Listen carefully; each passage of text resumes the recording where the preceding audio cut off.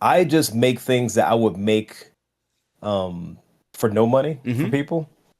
Like, oh man, my man is, doing his his 24-hour stream. I'm gonna put him on a poster and make it look like a 1980s poster or whatever. I'm gonna do something silly. Yeah. Because I want to do it and then, I can Nice. give it away to him. Yeah. And people are like, "Oh man, did you make that? Did he pay you for that?" I'm like, I just want to make it for him. Can you do that for me? I'm like, well, yeah, I can. It's not gonna be free though, Yeah. because I don't want to do yours. Right. I want to make his. I Yes. want to make Uh, his because I know him. I like that guy. right. So a lot of it comes from like passion projects. Yeah. Always a big advocate of passion projects. Hey, she's a beauty.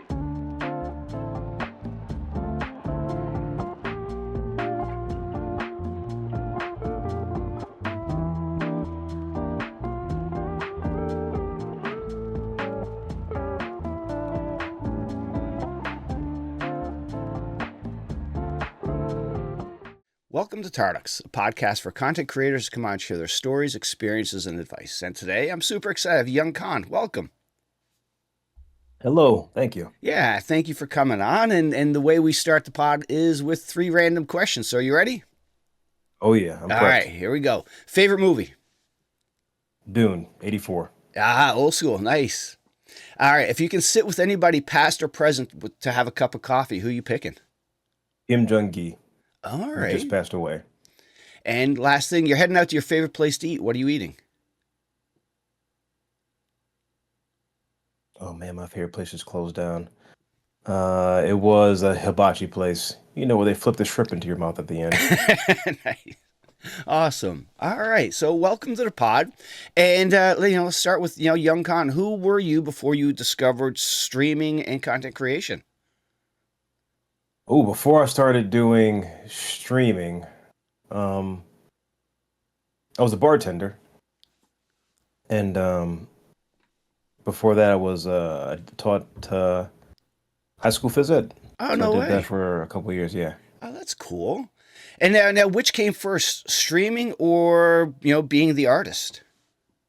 Oh, the artist is just streaming is just the vehicle for the art. So I was pretty heavy into like illustration and design in my through middle school, high school, Yeah. early 20s.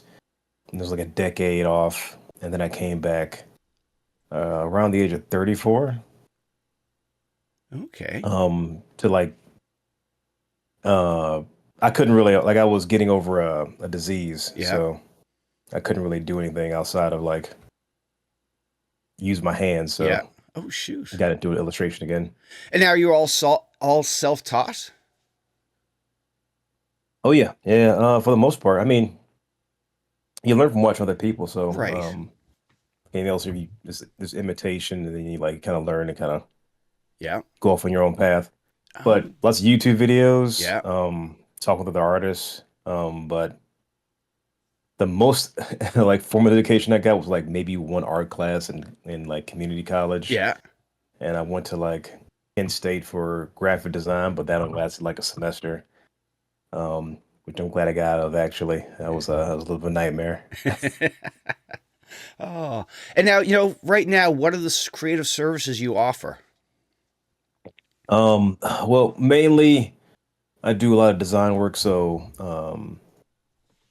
logos, quote unquote branding, which is kind of like identity design, Yeah. motion design, for other streamers, small businesses, large businesses. I do some concept art now for indie games, some promo art. Uh, I do some frame by frame animation now, Oh, shoot. some minor 3D work.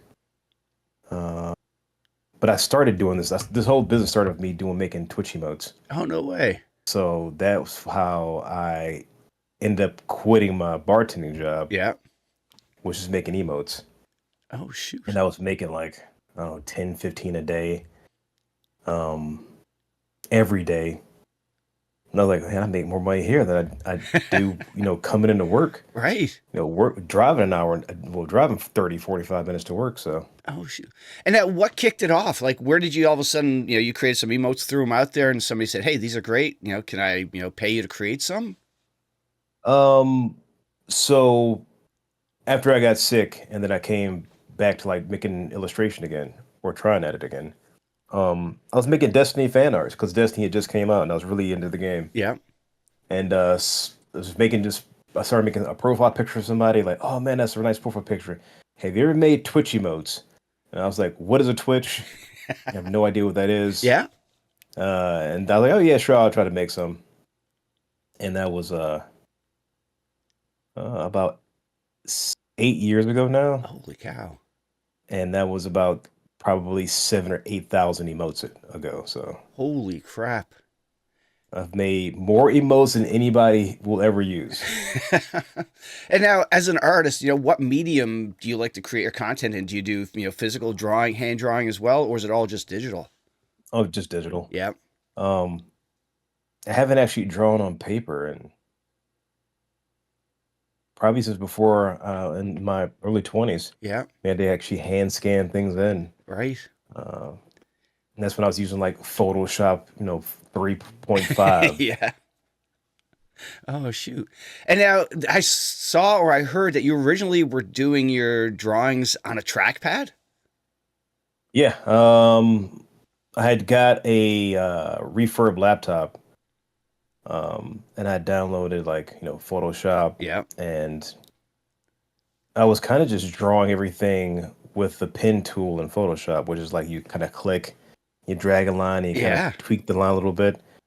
And that's how I got back into doing like just drawing, which, an emo took a while, Yep. but you gain a lot of patience and you kind of like, you have to know where you're going because there's no sketching. Right. You can't like put a sketch in. You kind of just like, you have to see what you're doing. So some people think I was actually drawing, with my finger and Yeah. like on the trackpad. And I was kind of like just, yeah, I guess methodically just clicking points to where I wanted shapes to be at, and then cutting them out. Holy cow. You get a lot of patience, but you kind of build up the sense of, when I want to do this thing. When I got an actual drawing, when Yep. I actually started drawing, I was like, this is it. It took a while for me to switch brains to, put a sketch down and then Right. start to draw over it. But you kind of have the vision in mind before you start to actually draw anything. Yeah. Helps out, yeah. Absolutely. And now today, I'm assuming you're not using that old trackpad. You've got some sort of a tablet, pen and everything like that these days. Oh yeah, I use a Wacom Cintiq 22. Yeah. That's the go-to standard, it seems, for any type of tablet is the Wacoms. Nowadays you can pretty much get any tablet. They're all pretty much comparable. Yeah. There's like I guess you don't want to get like any kind of like cheap Chinese knockoff, Right. but for the most part, like the big 3 or 4 distributors, XP Pen, Huion, they all Yeah. do pretty much the same thing. At some point, you reach like a chasm of like, okay, you can't get much better than this. So Right. it is still just it's still just drawing. Like, oh, it's 4K, and it warms your hands and it starts your car. Like there's a point where you can't really get much better than what you already have. Yeah. And now, have you tried the ones where the screen and the tablet are one, or really you just always just use the tablet and then look up at the screen as you draw? Oh no, this is a screen tablet. Oh, Yeah. okay, nice. Very Yeah. cool. And now, I'm assuming your Illustrator, any other apps you use to create your content? Illustrator, Clip Studio Paint, Sprite because I do some pixel art. Yeah. I do a little game dev, so I make all the sprites in Sprite. It's a relatively cheap program. Yeah. What else do I use? I use After Effects for Yep. motion design. I don't really make videos, so Premiere is always looking at me like, "Oh man, you should probably make a YouTube video." I'm like, I don't feel like it. Oh, and now, That's pretty much it. Yeah. how would you describe your art style? And has it evolved over time? Mm, describe it. A lot of it is driven by client expectations. Yeah. So when you look through my portfolio, you might see drastically different things. Yep. Uh, and you kind of have to be that when you're a one man like design firm. Yep. But if I'm doing personal illustration, I'm really like leaning towards like retro anime, so Yeah. like 1980s, 1990s like anime style, Yep.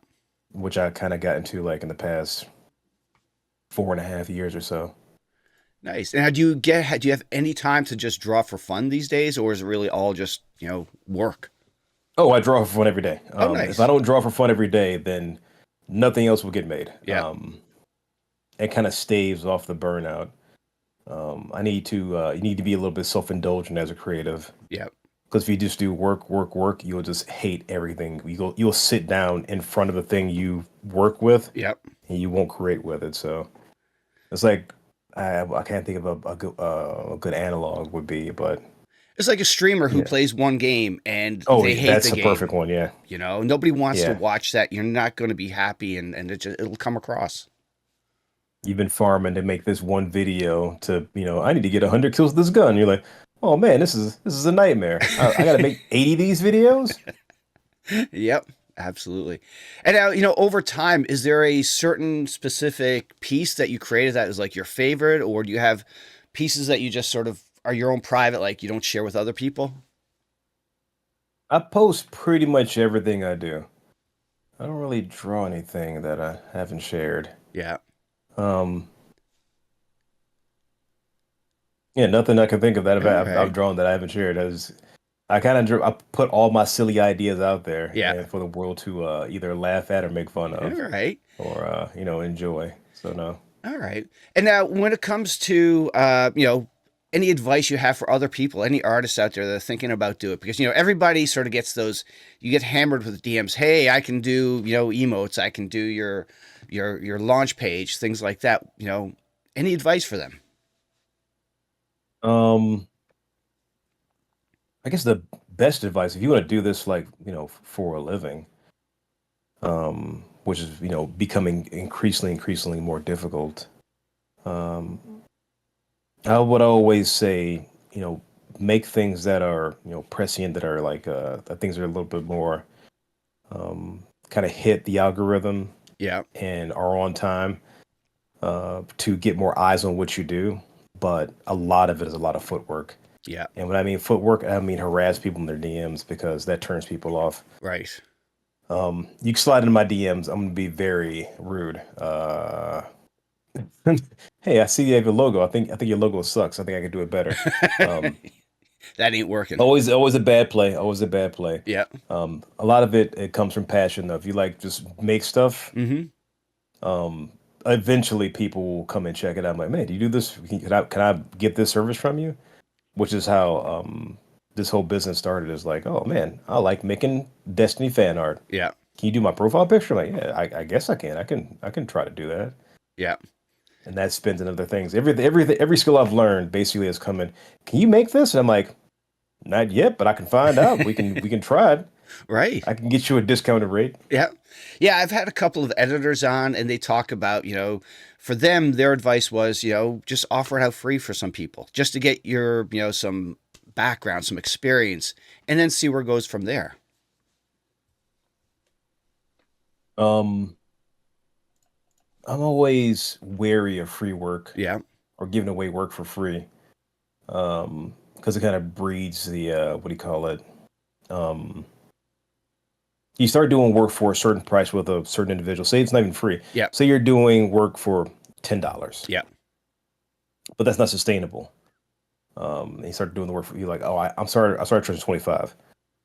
And they're like, oh man, I can't afford to do that anymore. I'm like, well, I can't keep it 10 because Right. I'm burning myself. I don't want to burn myself out. Yeah. So when it comes to stuff like that, I just make things that I would make for no money for Mm-hmm. people. Like, oh man, my man is, doing his 24-hour stream. I'm gonna put him on a poster and make it look like a 1980s poster or whatever. I'm gonna do something silly. Yeah. Because I want to do it, and then, I can Nice. give it away to him. Yeah. And people are like, "Oh man, did you make that? Did he pay you for that?" I'm like, I just want to make it for him. Can you do that for me? I'm like, well, yeah, I can. It's not gonna be free though, Yeah. because I don't want to do yours. Right. I want to make his. Yes. I want to make his because I know him. I like that guy. Right. Um, Okay. That makes so a sense. lot of it comes from passion projects. Yeah. Always a big advocate of passion projects. I like that. The I did some of the I did the key art for Combo Breakers FGC tournament in Chicago this year. Mm-hmm. Um, and that spawned from a passion project because I drew every character from Marvel vs. Capcom 2 2 years ago Yeah. on a poster. And the guy who runs FGC, he runs Combo Breaker, and he runs the Evo event in Las Vegas. He saw that, reached out in the emails like, "Hey, can you do our key art for Combo Breaker?" And I was like, "Excuse me." Um, yeah, I would love to do that.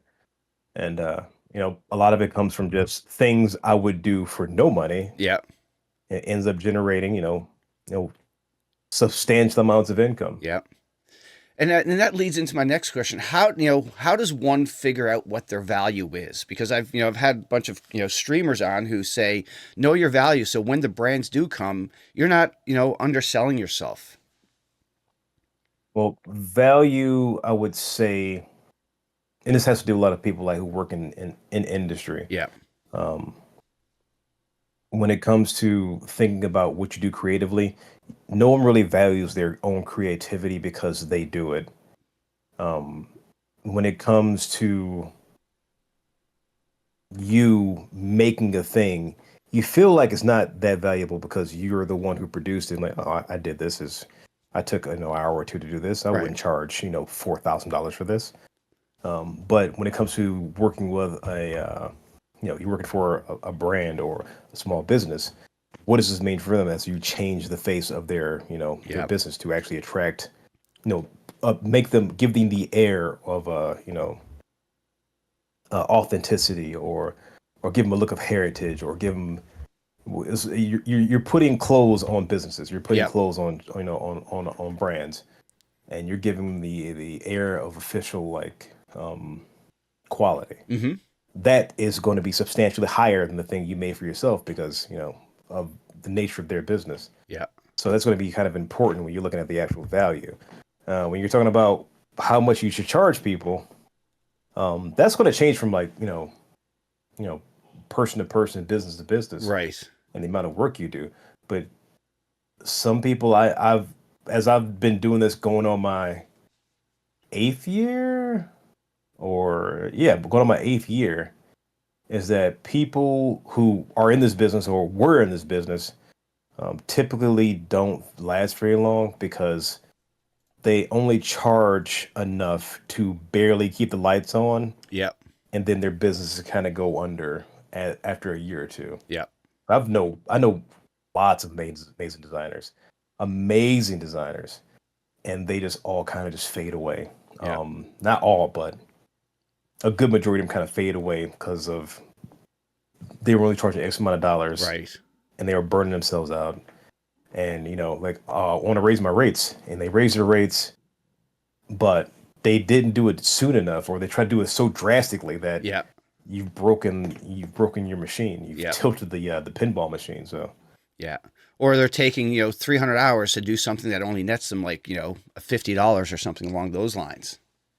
oh yeah, it's another thing. A lot of people ask for what would you pay for this by the hour. That's one way people kind of gauge their pricing. I try to avoid that. I do something called value-based pricing. Yeah. The value I'm presenting to a company. So I don't charge by the hour. I Yep. this is the rate. Yep. I'm delivering this thing. It'll be this number. But you go by hourly. Then you start nickel and diming you. Yeah, basically. Yeah. You start nickel and diming. You're like, oh man, why did this take 4 hours? Why did this take 5 hours? Why did this Right. take 3 hours? And well, because it did. Right. That's not really a sufficient answer unless they're standing over your shoulder. And at that point, you will be doing corporate work, or you must be working in an office. Yeah, it's not a good match. What I'm providing, you clearly don't see the value in, and it's just better we probably go, our separate ways. Mm-hmm. Yeah. If you're doing because basically when you're doing creative work, you're doing skilled labor. Yeah. And skilled labor isn't just the execution of a design. And when it comes to creativity is also it's something that you're basically answering a design problem. Yep. You're kind of a minor mathematician. You Right. are trying to give the best answer for this question, in the most effective way. Yep. And it's not like a line item that they can order from Walmart. It's something that needs to, nurture from your creative mind, and you come up with something that doesn't exist. And now, that's what it is. It's not just, oh yeah, let me order this from Walmart and here's your new design. Yeah. I mean, you can have somebody spit out a design, but will it answer the question Yeah. effectively? I mean, looking cool isn't the end all be all when it comes to design work. Yeah. Because it comes back to that question. It's like, oh man, you run a car wash business, and now you have a logo of a tiger. What's the tiger mean? Oh, my designer kind of made it for me. But Yeah. your company's, Duckenstein or whatever. Yeah. There's no connection. There's no story to this. Yeah, there's that's kind of like a drastic example, but Yeah. I've come across some things where it's like it's peculiar. Okay, sure. I mean, Yeah. Like he saw this logo somewhere. Hey, I'll take that. And there it is, But, yeah. And now, effectively, yes. yes. And now over the years, what have been some of the more difficult things to sort of deal with as a, business owner and a content creator? The difficult things probably kind of the shift in market. Mm-hmm. Like some things, you're kind of doing one service and you're doing it really well, and the market kind of dries up, and you kind of learn a new skill. Yeah. But I find that's the most enjoyable part for me. Like it can be a very frustrating for a business owner doing creative like services Mm-hmm. for things to like change so dramatically. Um, but it comes with its ups and its downs. So Yeah. probably like the volatility Yeah. when it comes to that. All right.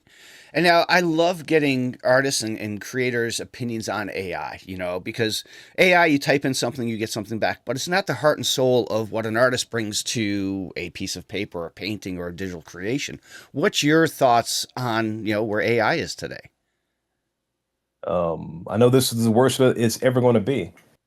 Um, when it comes to like artificial intelligence, like generative AI, well, I'm not a fan. Number one, Yeah. not because I'm a creative. I'm not a fan because of the theft that's involved. Yeah. Um, like I have a moral stance against just taking these tens of thousands of like pieces of artwork or Mm-hmm. millions of pieces of artwork and like, oh yeah, this thing you had is now mine, and now I'm going to make money off of it, and you're getting nothing. And like, okay, I had no idea you could do that, but here we are. Yeah. But when I see like art, like AI, like generated AI, like art, quote unquote art, I don't really care. Yeah. It's kind of like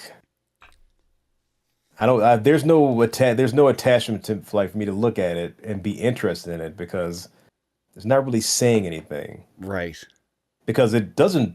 It like what do you call it? Technically, it's always getting better and better and better and Yeah. looking better and better and better. But I care less and less and less. Probably the sharper it gets. Yeah. Because at first it was memey and it was funny. Like, oh man, look, Shrek on a cam trail. Yeah. And now it's like, oh man, I'm using this to do DC covers for Right. DC Comics. And you're like, yeah, but I don't care. I don't know where's and that might be just a from the creative standpoint. But the more and more I see it, I'm just like, you're making a bunch of slop. Right. Yeah. Here's a bunch of six-fingered people and just, Oh no, they're five fingers. They're all looking. It's always going to get better and better Yeah. and better. It's way past the six finger part. Well, most models are. Yeah. But I enjoy like I like to see people like make things. Like if you see like a handmade table Yep. that's been made by a craftsman Mm-hmm. and a table from IKEA, Yep. it's kind of like, well, I mean, they're both tables. They both you can put things on them, but I'm gonna treat one with a little bit more care than the other. I'm not gonna Right. put my coffee mug on it and spill coffee. I'm gonna care about the table a little bit more There's than value to that. whatever this is. Yeah. Yeah. Gotcha. And over the years since you've started this, what has been some of the highlights for you? Some of those moments are like, wow, that was pretty cool. Oh, I was well. I see. Early into my career, I did like some. I did some work for a video game. I did a T-shirt design for a game that no longer exists. I think it only lasted for a short bit called Crucible. Uh-huh. That was from Amazon Games. That was like one of the first things. Like, oh man, I'm doing a shirt That's pretty for a cool. game company. Um, but I got to do the key art for Combo Breaker. That was a big one. For a large like FGC event. Mm-hmm. I was brought on to do the branding and the logo work and design work for Rare Drop, who runs GCX in Florida. Yeah, I had Professor Broman, I've had Darkness on, and Kevin. I've all been on the pod. So yeah, I know Yeah, those so I, guys. I did their company's logo. Oh, So I did the nice. Rare Drop logo, and I did some work for their earliest GCX event. Yep. I did like the stage design for like Dr. Lupo and Oh, stuff. So shoot. that was a pretty fun one. I do some stuff for them like almost every year now. Yeah. Yeah, they've. I have my own coffee with them actually. That's a huge one. You can get Conquer Roast through King's Coast King's Coffee. Coast Coffee. That's no way. That's very cool. Yep, I'm drinking my own brand right now.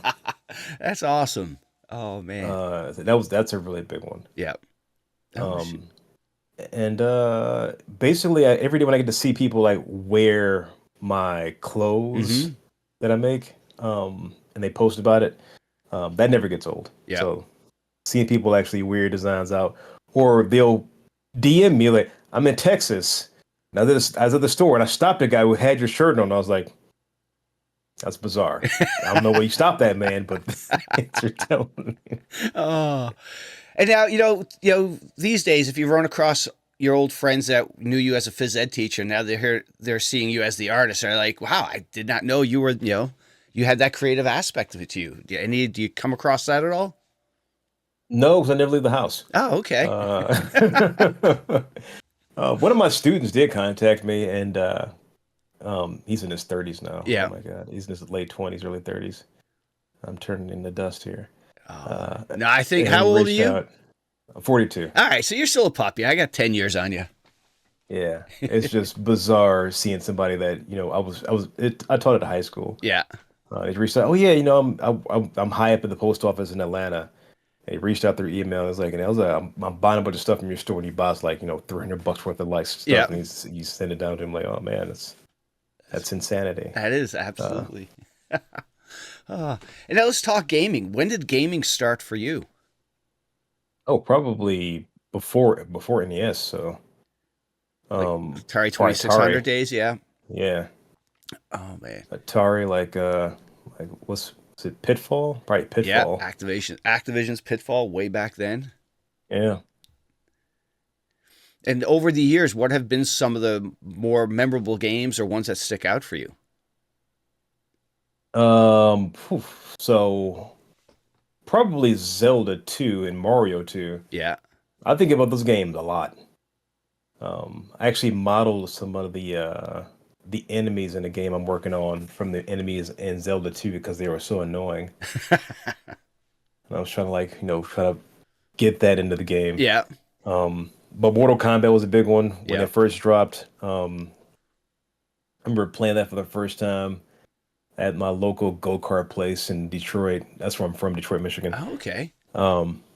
And we were like uppercutting. My dad's under my shoulder, and like there's blood flying everywhere. Like what are you playing? What's going on here? Like, I have no idea, but I know I'm having a good time doing Yeah. it. So that was a really big one. I think right after that we got into like the Sega Genesis days. And that kind of evolved through. I think I had like NES, and then I came back for 64, Yeah. and that was probably the last like. Oh no, I had a Wii Oh, for a okay. short time.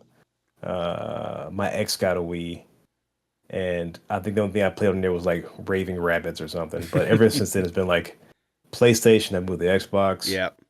Um, the biggest thing like that changed the trajectory of my career is probably Destiny Yeah. because that got me back into doing like something creative. Mm-hmm. And I've been playing that for a decade. It's been out for Destiny 1 and 2 has been out for a decade. Isn't that wild? You think back on the longevity of some of these games. It's insanity. Yeah. I've made so many friends playing that game. And now, what is it about Destiny that has the hook? That keeps. I guess, do you still play it today? Oh yeah, yeah, yeah, Yeah. So yeah. I what is it was about that game that has a yelling hook on last you? night in competitive. Um, it's probably like it's not built around a main character. Mm-hmm. So you kind of like get to make your own character. It's Yeah. like, oh, if you're playing God of War, you're playing as God of War. You're playing Right. Tomb Raider, you're Tomb Raider. Um, you kind of inject yourself into the story without being, the main protagonist of the storyline, which I kind of like. Mm-hmm. And you can play other people who are doing a similar task. Right. I can't think of anything that is similar to that outside of Warframe or like a classic MMO Yeah. RPG, like Warcraft or something like that, Yeah. World of Warcraft. So I think that's my main draw, and the gunplay is just it's so much fun. Nice. And now, Yeah. what's your thoughts on this? Where the game is today, the state of Destiny? It's gotten old for sure. Yeah.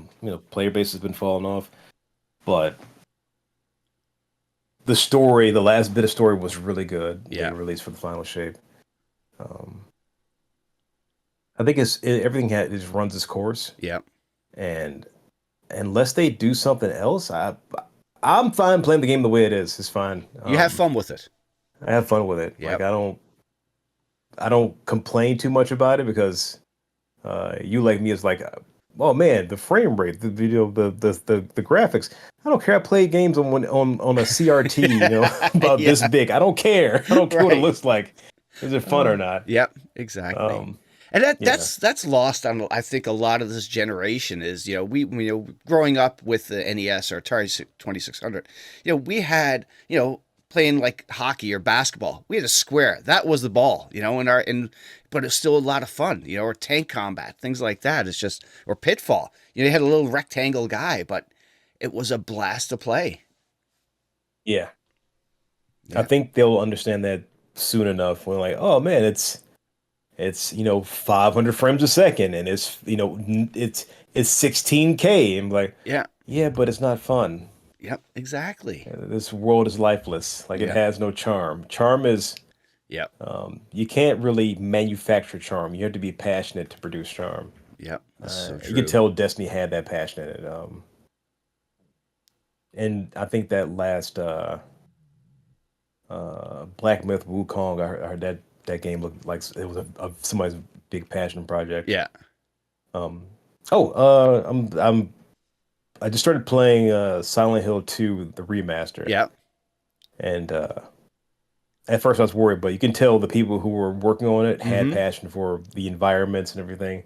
Like it feels like they cared about the remaster, Right. and but again, if I'm playing the game on PS2 or on whatever on PS5, Yep. remaster, it's the same game. It has it's not exactly the same game. It's a little bit changes, but Mm-hmm. the same vibe is given off from the Yeah. project, which I like. That's nice.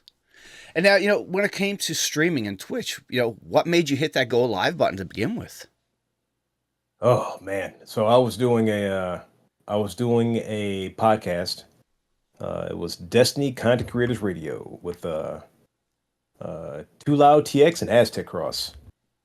Um, and my buddy's like, "Oh man, you should stream your artwork." I'm like, I don't think anybody wants to watch that. Nobody wants to see me do that. Yeah. You should really stream. It's gonna work out for you. I'm like, I don't think it's a good idea. I don't feel like really doing that. But it ended up, I was wrong.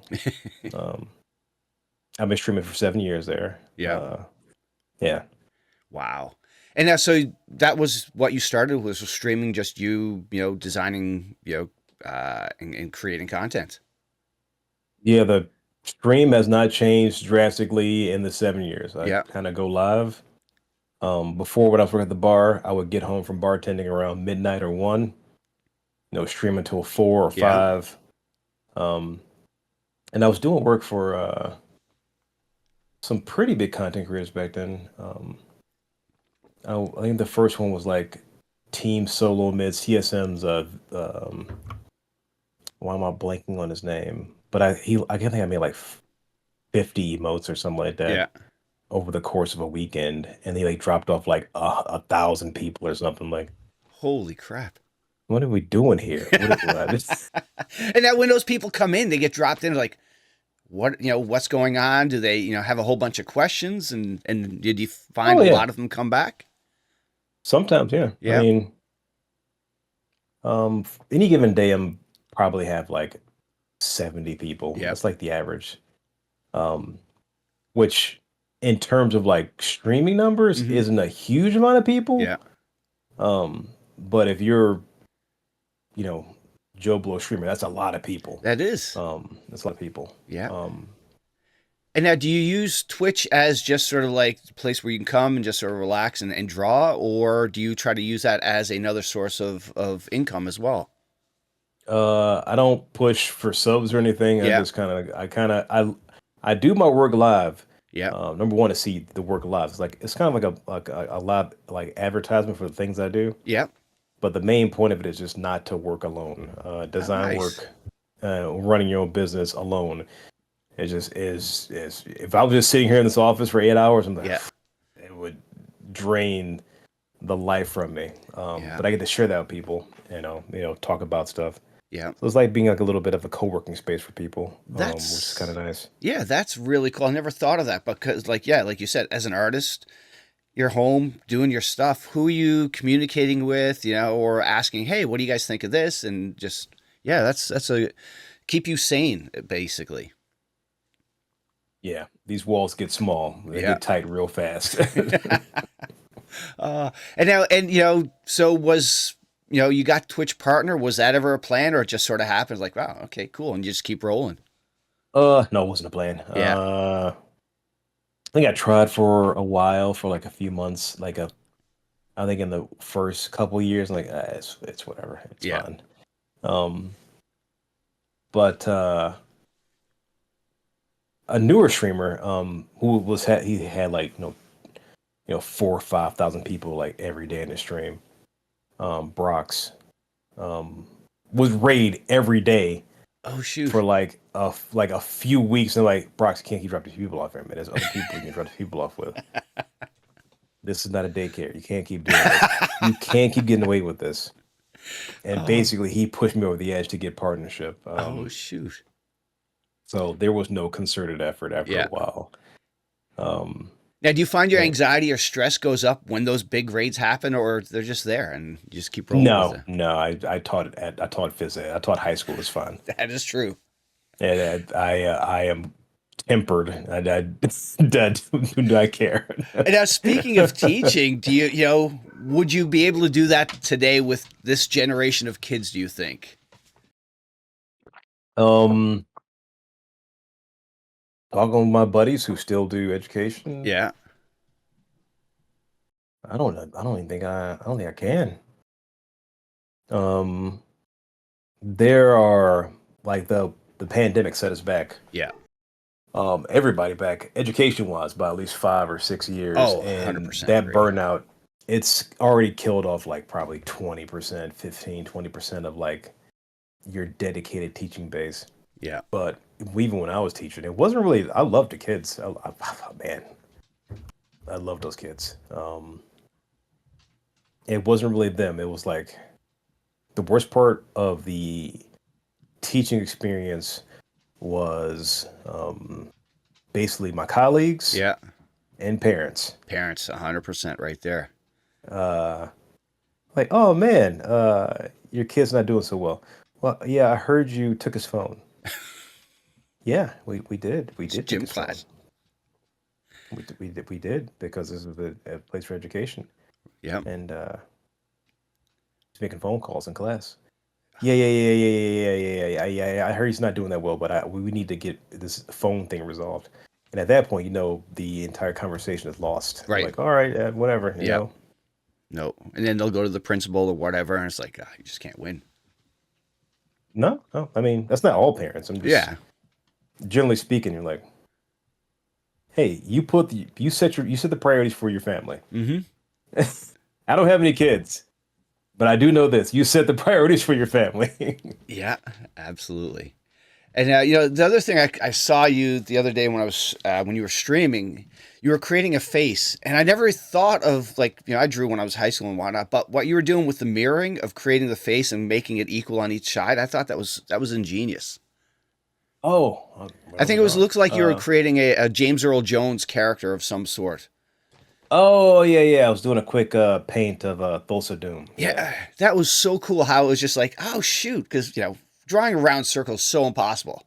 But then here you made a half a circle and it was perfect on each side, and the eye placement was just like, that is slick. That's a good way to get something down fast. Yeah, Mirroring. I used that a lot in the beginning when I started doing mascot logos for people. yeah, Um, just to, a lot of mascot logos I did were just kind of like straight up face, and you like looking straight on. It's the Grim right. Reaper looking straight on. Yeah, It saves a lot of time. yeah, absolutely. That's so cool. And now, for those coming into your stream, what are they expecting? Me to curse, drink coffee, and work. That's pretty much it. Some Yeah, good tunes. nice. And now, probably you had no intentions on doing this, but you probably, you have your own community now, the Uncon community. How would you describe that community? Um, Probably describe. Man, they're a lot of self starters there. I like Yeah, that. A lot of self starters in the community. But they're probably all like a lot of the people that come to hang out are like late 20s, mid 30s. Um, just due to the the music we play. yeah. Um, this gets it gets more old timey as the years wind on. Um, Now, define old timey. Let's go down that route. What is some old time music in your opinion? oh man, when you play Nirvana, Yeah. they're like, what is this? Yeah. Oh man. So were you a fan of grunge then back in the day? Back in the day, it was only like 20 years ago, 25 years ago, I guess. Yeah. Yeah, yeah, yeah. I was a fan uh through watching Beavis and Butthead. Yeah, Yeah, you get to watch like that late night animation, and then they will play music videos in between. yeah. Do you That's how I remember? found Henry Rollins. Do you remember on MTV they had that animation section or they had that show? I can't Liquid remember. Television, Yes, that was so cool back in the day. the Max and the Head and Daria. Yeah. And now I also see you talked to a little bit of your reference at your gaming studio, Too Many Hat Studio. What is that? That's me. This one man adventure where I code and do all the kind of the artwork for it, Yeah. and we're started working on some music for things. But I have one big project that is kind of like on the back burner right now while I get other work done. Yeah. Called Sushi Massacre. It's kind of like it's a hack and slash kind of platformer. Okay. Um, I can't think of an analog that for it. But you play as a button, like a bow button, Yeah. um, and tragedy strikes. And you fight a bunch of like a wide variety of like food related like monsters. Yeah. Oh, cool. Any release date or any how Oh close? no, No. Okay. no. At some point, I may have to end up hiring some people to help with um, the coding because Yeah. I work in Godot Yeah. and have a basic, kind of like platforming knowledge. But when you start to put in systems for um, attacks and inventory and things and making it look good, I Yeah. might actually need to find some outside help for that. Gotcha. That's cool. And now, away from streaming and content creation, drawing, what are some of the things you enjoy? I think I saw some pictures. You're into weightlifting. I think you describe yourself as a dog dad. Yeah, yeah. I power lift, um, but I don't compete as power lift for Yeah. myself. I wasn't a bodybuilding in my late 20s, but then I got into powerlifting. So a lot of things I do are basically lift and draw. It's a good description of my day. And how about your dog? What kind of dog? Oh, we got three dogs. We my lady volunteers at the Cleveland City Dogs like Hmm. shelter. So a lot of our dogs, all the dogs we've had in the past like 10, 11 years have all been rescues. Nice. We have Jarvis, who is some kind of bully gremlin breed.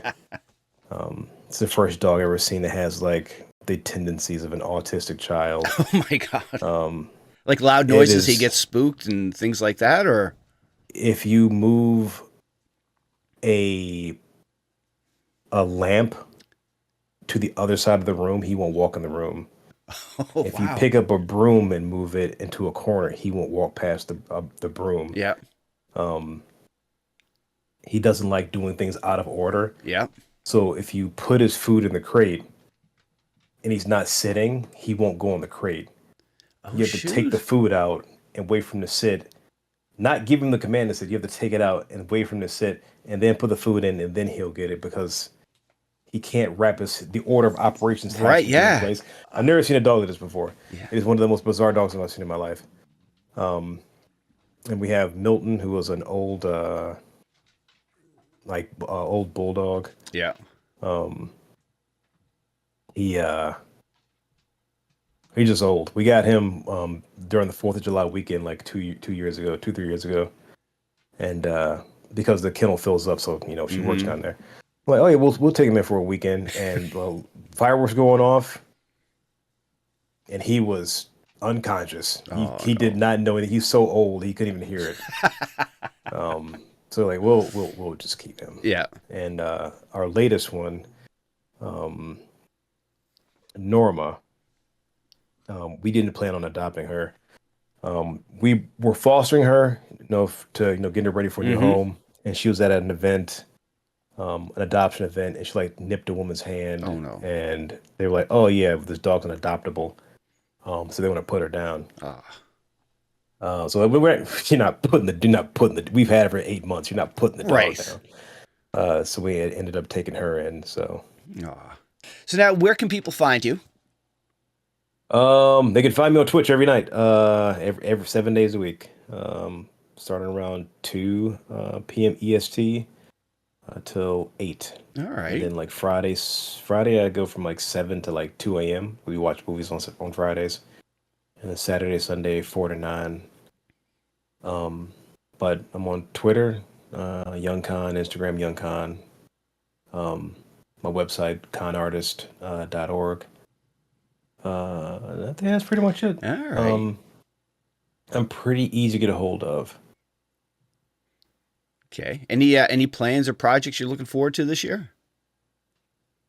I need to wrap up I did my merch drop a month early this year, so it's in full swing now. Um, for all of October, and I got new T-shirts, hoodies, stuff like that. Yep. Um, and my first desk mat, I'm kind of excited about that. So I made a 3 foot desk mat. Oh, cool. Uh, so I'm starting to branch out into some other like widening the Yep. stable of and things to offer. Outside of that, I just want to wrap the year up strong and not die in the process. I think that's the biggest goal is To see making another it year. making it all the way through. Oh man. Well, Well, I hey. am moving offices pretty soon. I'm excited about that. I've been in the bad kids room for about I think 4 or 5 years. I'm moving to a bigger bedroom. I think in the next month or so, so I can spread out the space a little Yeah. bit. Nice. Well, hey, Young Con, you survived the podcast. Really appreciate you coming on, taking the time. But before you go, like with past guests, I look for you to recommend somebody in your circle that would have a good story that would come on and share it with people. Maybe my man Cupohjoe, Okay. Cupohjoe, OHJAJOE. Okay. Um, He works in game dev. Yeah. He does pixel art, streams on Twitch. Um, Super high energy. Whatever you're getting from me right now, he is that times five. Yeah. Um, he is the loud lad. We give everyone a volume warning before we rate him. Uh, you do a little volume check because he will you will be awake when you are Yeah. there. So like 2 Yeah, a.m. when you're rating him, you're going to wake up some people when you. just be aware Yeah. that those headphones might need to come down a little bit. Excellent. All right. Well, we'll get him on. And again, thank you so much for doing this. I really appreciate it. It was wonderful to meet you. Oh yeah, thanks so much, Barry. It's good to be on.